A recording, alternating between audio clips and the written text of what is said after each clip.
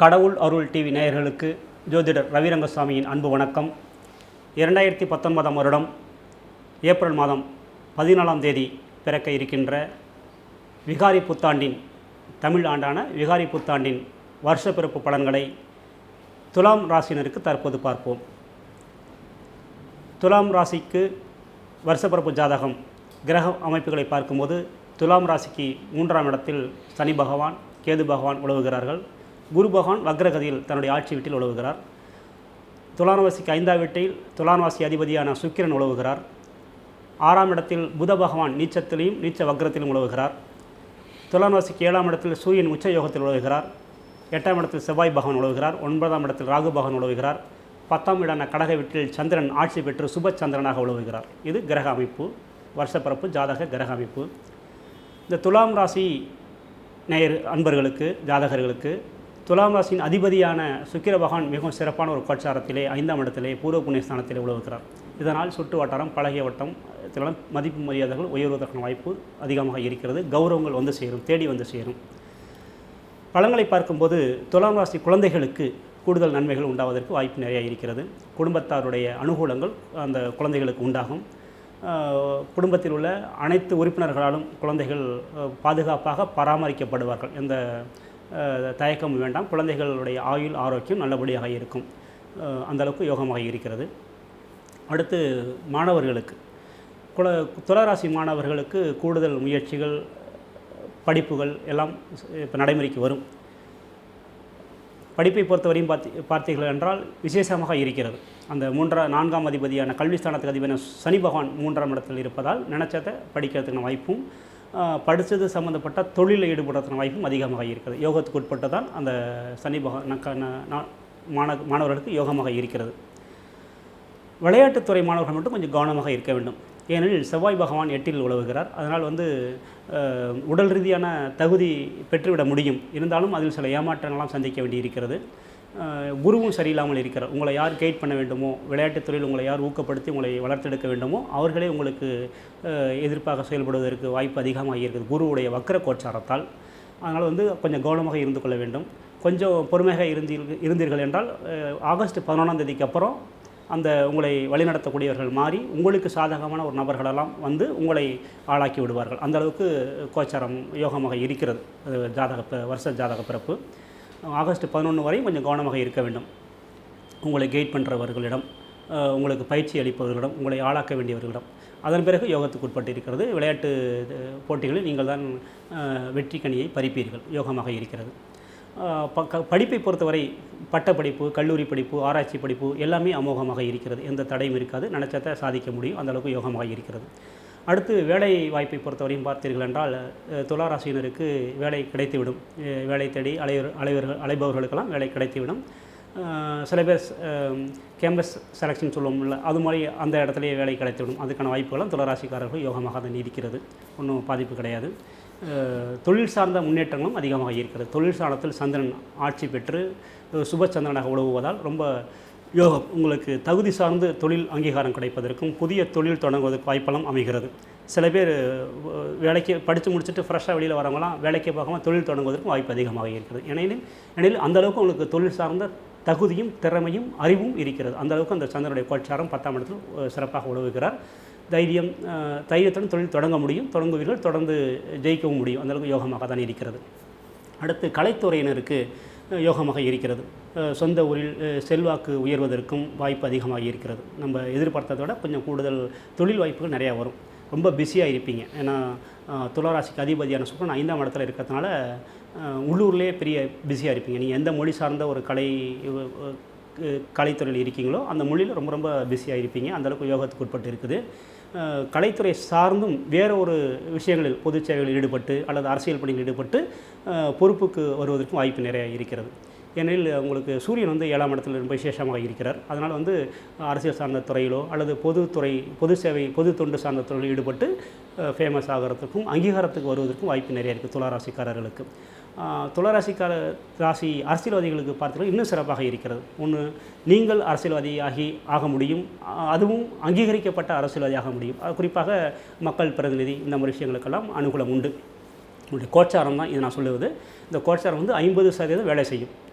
பலன்களை கொடுக்கும். இன்னொரு 50% உங்களுடைய அடிப்படை ஜாதகத்தில் உங்களுக்கு மக்கள் பிரதிநிதியாக வேண்டும் என்கிற யோகம் இருந்தால், ஆகித்தான் ஆக வேண்டும் என்கிற யோகம் இருந்தால் கண்டிப்பாக நீங்கள் தான் மக்கள் பிரதிநிதி. இது இப்போ நடைபெற இருக்கின்ற எலெக்ஷன் தேர்தல்களிலெல்லாம் அந்த வகையில் யோகம் இருக்கிறது. உங்களுடைய அடிப்படை ஜாதகத்தை நீங்கள் பார்த்து கொள்ள வேண்டும். 50% இந்த அரசியல் சார்ந்த யோகம் இந்த கோட்சார பலனிலே சொல்லப்படுகிறது. ஒன்று நீங்கள் அரசியல்வாதி ஆவீர்கள், அல்லது உங்களால் யாராவது ஒருவர், உங்கள் நண்பர் அரசியல்வாதியாகி பெரிய ஆள் ஆவதற்கும் வாய்ப்பு நிறைய இருக்குது. உங்களுடைய நெருங்கி பழகிய அன்றாடம் சந்திக்கக்கூடிய நபர் பெரிய விவிஐபி அந்தஸ்துக்கு வருவதற்கும் வாய்ப்பு நிறைய இருக்கிறது. ஏனெனில் 7ஆம் இடத்தில் சூரியன் உச்சமற்ற அடைந்திருப்பதால் அந்த அளவுக்கு அந்த நெருங்கி பழகிய நண்பர் பெரிய அளவுக்கு ஆளாவதற்கான வாய்ப்பு நிறைய இருக்கிறது. யோகத்துக்கு உட்பட்ட விஷயமாக தான் இருக்கிறது. அடுத்து ஆன்மீகத்துறையை பொறுத்தவரையும் பார்த்தீர்கள் என்றால் 3ஆம் இடத்தில் கேது விசேஷமான ஒரு கேதுவாக இருக்கிறார். அந்த கேது உங்களுக்கு பார்த்திங்கன்னா ஞானக்காரகன் விசேஷமாக இருப்பதால் கடவுள்களே உங்களுக்கு சகோதர வகை, ஒரு சகோதரன் 10 தம்பியுடையான் படைக்கி அஞ்சான் என்று சொல்லுவோம் அல்லவா, அதுபோல் அந்த கடவுளர்களே உங்களுக்கு தம்பி அண்ணன் தம்பி போல் உறவு முறைக்கு நீங்கள் ஒரு ஆள் நடந்து போனால் உங்கள் பின்னாடி 10-20 பேர் நடந்து வர மாதிரி ஒரு மன சிந்தனை உங்களுக்கு ஓட்டம் இருக்கும். அதே வகையில் அந்த காரியத்தை சென்று ஜெயித்து விடுவீர்கள். அந்த அளவுக்கு ஒரு தைரியம் தன்னம்பிக்கைலாம் கொடுக்குற அளவுக்கு உங்களுடைய கடவுள் சக்தி உங்களுக்கு உள் இறங்கி வேலை செய்யும். யோகத்துக்கு உட்பட்டு தான் இருக்கிறது. பெண்களை பொறுத்தவரையும், துளாராசி பெண்களை பொறுத்தவரையும் கூடுதல் நன்மைகள் அடைய முடியும். சொந்த ஊரில் தொழில் சார்ந்த முன்னேற்றங்கள், விருதுகள் வாங்குறது, பரிசு பாராட்டுகள் வாங்குறது, தொழில் சார்ந்த திறமைகள், அறிவு சார்ந்த திறமைகள்லாம் தொழிலில் புதிய முயற்சிகள்லாம் ஈடுபட்டு பெரிய அளவில் ஜெயிப்பீங்க. இந்த தொழில் ஸ்தானத்தில் சந்திரன் யோகத்தில் இருக்கிறதுனால பெண்களெல்லாம் ஆண்களுக்கு நிகராக போட்டி போட்டு தொழிலில் உள்ளூர் அளவில், தமிழ்நாட்டு அளவில், இந்திய அளவில், உலக அளவில் பேரும் புகழும் அடைவதற்கு வாய்ப்பு நிறைய இருக்கிறது. பெண்களுக்கு தொழில் ரொம்ப அனுகூலமாக இருக்கிறது. இந்த சுக்கிரன் பெண்களுக்கு இருக்கிற ரெண்டுமே, சுக்கிரனும் நல்லா இருக்கிறாரு, சந்திரனும் நல்லா இருக்கிறாங்க. அது துளாராசிக்கு உட்பட்டு யோகத்துக்கு உட்பட்டு இருக்கிறதுனால தொழில் சார்ந்த வகையில் பெரிய அளவில் மதிப்பு மரியாதை உண்டாகிறதுக்கு வாய்ப்பு நிறையா இருக்குது. நீங்கள் உங்களால் ஒரு 10 பேர் பழைச்சாங்க, வாழ்கிறாங்க அப்படிங்கிற அளவுக்கு இன்னும் 10 பேர்த்துக்கும் ஒரு சம்பாத்தியத்தை உண்டு பண்ணி கொடுப்பீங்க. புதிய சம்பாத்தியத்தையும் வருமானத்தையும் உண்டு பண்ணி கொடுப்பீங்க. அந்தளவுக்கு யோகமாக இருக்குது. அடுத்து புத்திர பாக்கியத்தை பொறுத்தவரையும் புத்திர பாக்கியம் நல்லபடியாக இருக்குது. எந்த தடையும் கிடையாது. நீங்களாம் நினச்சி கட்டுப்படுத்திக்கிட்டால் தன்னுடைய புத்திர பாக்கியம் நல்லபடியாக இருக்குது. அடுத்து திருமண யோகம் நல்லபடியாக இருக்குது. உங்களை விட கூடுதல் வசதி வாய்ப்புகளுடைய சம்பந்தம் உங்களுக்கு அமைய வாய்ப்பு இருக்குது. நீங்கள் பையனாக இருந்தால் உங்களை விட கூடுதல் தகுதி உயர்வு, வசதி வாய்ப்பு உள்ள ஒரு பெண் தான் உங்களுக்கு மனைவியாக வந்து சேருவார். அதே போல் நீங்கள் பொண்ணாக இருந்தால் கணவன் கூடுதல் வசதி வாய்ப்பு உள்ள கணவனாக வரதுக்கு வாய்ப்பு நிறையா இருக்குது. ரொம்ப யோகத்துக்கு உட்பட்டு இருக்குது. ஒன்றும் பாதிப்பு கிடையாது. ரத்த சம்மந்தப்பட்டவர்களை கல்யாணம் பண்ணுறவங்க கொஞ்சம் பார்த்து பண்ணிக்கணும். கொஞ்சம் அனுகூலங்கள் சரியில்லாமல் இருக்குது. யாராவது தடை ஏற்படுறதுக்கு வாய்ப்பு நிறையா இருக்குது. அதை மட்டும் கொஞ்சம் பார்த்துக்கணும். அடுத்து பார்த்திங்கன்னா முதியோர்கள் ரொம்ப விசேஷமாக இருக்குது. இந்த துளாராசிக்கு 3ஆம் இடத்துல சனி பகவான் யோகமாக இருக்கிறதுனால முதியோர்களுக்கு, தாத்தா பாட்டிகளுக்கு யோகமாக இருக்குது. குடும்பத்தில் இருக்கிற அத்தனை பேரும் தாத்தா பாட்டிகளுக்கு சப்போர்ட் பண்ணுவாங்க. இந்த தாத்தா பாட்டிகள்லாம் பயப்பட வேண்டியதில்லை. நம்ம வயசாகிடுச்சு, பேரம்பத்தி நம்மளை கண்டுக்காமல் இருக்கிறாங்க, பெத்த மகனும் நம்ம கண்டுக்கல அப்படிங்கிற விஷயம்லாம் இல்லை. நல்லா இருக்குது, ஒன்றும் பிரச்சனை கிடையாது துளாராசிக்கு. ஏன்னா 7-2 சனி நடந்த டயத்தில் அப்படி இருந்திருக்கும். இப்போ அது இப்படி கிடையாது, நல்லா தான் இருக்குது. அவங்களுடைய அனுகூலங்கள், பேரம்பேத்தி, மகள் சார்ந்த அனுகூலங்கள், அனுசரணைகள்லாம் யோகமாக இருக்குது.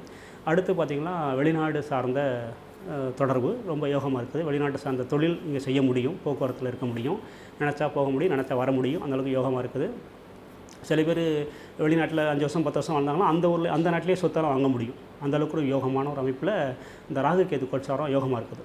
துளாராசிக்கு ராகு 9ஆம் இடத்துல பாக்கியஸ்தானத்தில் யோகமாக இருக்கிறதுனால வெளியூரில் வெளிநாட்டிலலாம் சொத்து வாங்க முடியும், சேர்க்கை உண்டாகும். அந்தளவுக்கு யோகமாக இருக்குது. அடுத்து பார்த்திங்கன்னா ஆயுள் ஸ்தானம் ரொம்ப விசேஷமாக இருக்குது. ஆயுள் ஸ்தானத்தில் செவ்வாய் அனுகூலமாக இருக்கிறாரு, பாதிப்பு கிடையாது. எதிரிகள் தொல்லையெல்லாம் குறைஞ்சிரும், ஒன்றும் பாதிப்பு கிடையாது. ஆயுள் நல்லா இருக்குது. ஆரோக்கிய ஸ்தானம் கொஞ்சம் யோசிக்கிற வேண்டிய மாதிரி இருக்குது. ஏன்னா ஆரோக்கிய ஸ்தானத்தில் 6ஆம் இடத்துல புதன் நீச்ச வக்கரத்தில் இருக்கிறாரு. அதுக்காக நீங்கள் பரிகாரம் பண்ணிக்கணும்.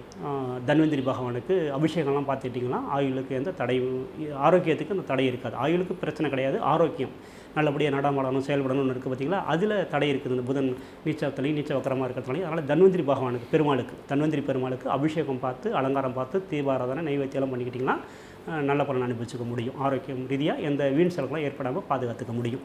அடுத்து பார்த்திங்கன்னா ஸ்திரச்சத்து சேர்க்கைகள் அமையும். உள்ளூர்லேயும் அமையும், வெளியூர்லேயும் அமையும், சுய சம்பாத்தியத்துலேயும் அமையும். யோகமாக தான் இருக்குது. ஏதோ ஒரு பொருளாவது இந்த விகாரி புத்தாண்டில் நீங்கள் வாங்க முடியும்.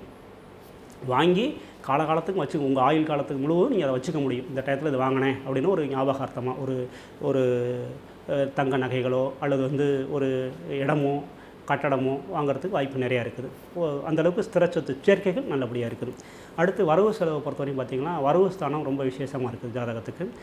வரவு ஸ்தானத்தை வந்து சுக்கிரன் பார்வை செஞ்சுட்டு இருக்கிறாரு, யோகத்துக்கு உட்பட்டு இருக்கிறாரு.